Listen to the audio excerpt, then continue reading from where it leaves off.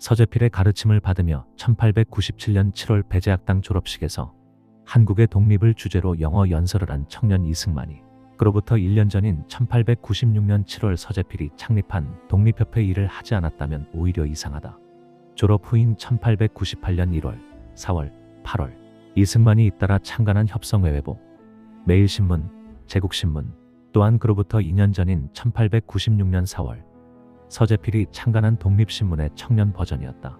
서재필이 중심이 되어 유길준, 윤치호, 이상재, 주시경 등 개화파가 대거 필진으로 참여한 독립신문의 1896년 4월 7일 창간 후 논설은 다음과 같이 쓰고 있다.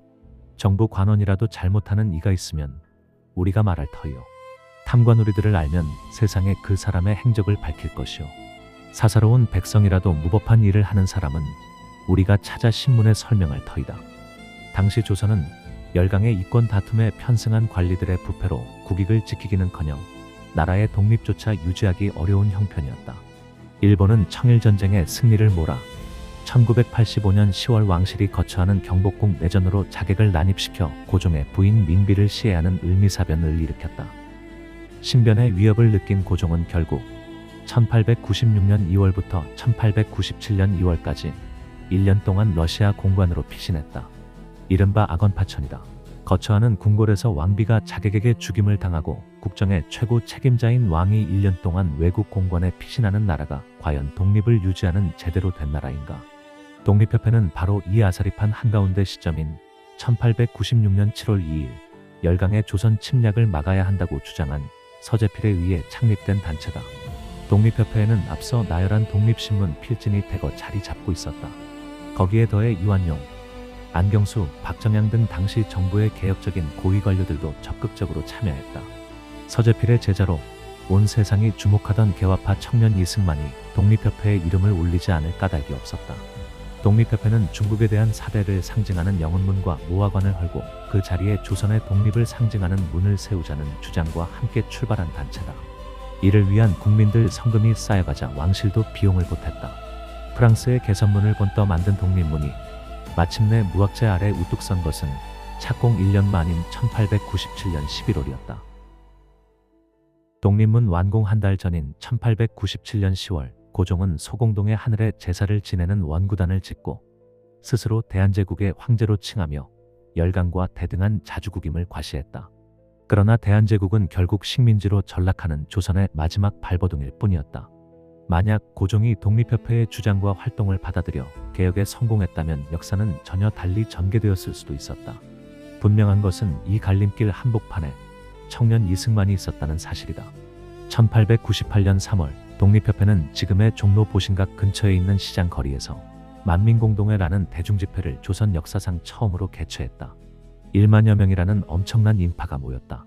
얼지 않는 부동항을 찾아 부산 영도에 대한 조차권을 요구하던 러시아의 행태를 문제 삼은 만민공동회 연사들의 주장이 정부에 의해 받아들여지자 대중은 열광했다. 독립협회 특히 만민공동회에서 이승만이 한 역할에 관해서는 이승만 본인이 영문으로 쓴 여러 버전의 자서전을 포함해 다양한 기록이 존재한다.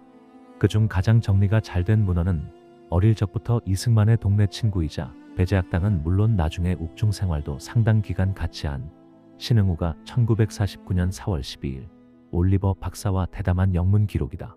이 기록은 이정식 교수가 2005년 출판한 책 이승만의 구한말 개혁운동의 이승만을 말한다라는 제목을 달고 한글로 정리되어 있다.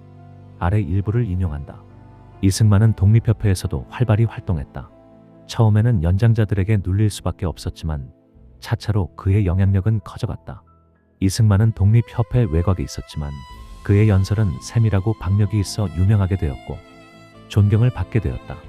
임금은 독립협회를 무시해버렸는데 독립협회 회원들은 밤낮으로 덕수궁 앞에서 그리고 종각 근처 광장에서 데모 집회를 열었다. 친러파 관리들은 황국협회를 만들어 보부상과 불량배들을 고용해서 폭력으로 독립협회 모임을 해산시키도록 했다. 이승만같이 과감한 사람들이 공격의 대상이 되었다. 이승만 등은 덕수궁 근처에 있는 독일 공관 쪽의 낮은 담을 넘어 도망쳐 배제학당으로 피하곤 했다. 황제는 타협하기를 원했다. 마침내 1898년 11월 고종은 독립협회와 황국협회로 하여금 25명씩 대표를 선출해 국회 비슷한 기관 중추원을 구성하도록 했다. 이승만도 그 중에 하나로 임명되었다. 윤치호가 부의장으로 선출되었다. 그런데 중추원 첫 모임에서 이승만이 일본에 망명 중인 모든 망명객들을 소환해서 공개적이고 공정한 재판을 거치도록 하자고 주장했다. 1884년 12월 갑신정변이 실패로 끝난 직후 김옥균, 서광범, 박영효, 서재필 등 수많은 개화파 인사들이 일본으로 망명했다. 이들 중 서광범, 박영효, 서재필 등 일본은 1885년 5월 미국으로 건너가 뿔뿔이 흩어졌고 김옥균은 윤치호가 있는 상해로 넘어갔으나 결국 1898년 3월 홍종호에게 암살됐다. 그럼에도 류영로, 신흥희, 이규환, 정난교 등 개화파 인사들 상당수는 1898년 11월 현재까지 일본에 체류하고 있었다. 그래서 죄가 있으면 벌을 주고 죄가 없으면 전직에 복귀하도록 하자는 것이었다.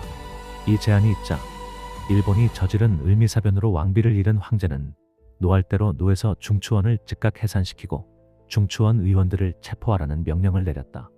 독립협회 출신들 여러 명은 치외법권 지역인 외국인 거주 지역으로 피신했다. 이승만도 미국 감리교회와 배제학교가 있는 곳에 피신했다. 어느 날 오후 신흥호 등이 이승만을 만나러 갔다.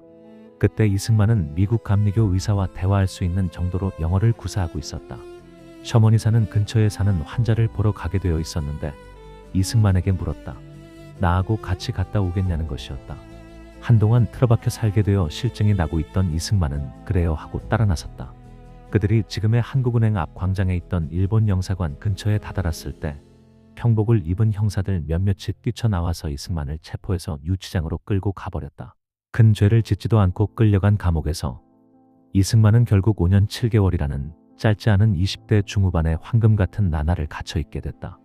좌절의 시간이었지만 동시에 그 시간은 이승만 삶의 새로운 전환점이 되었다.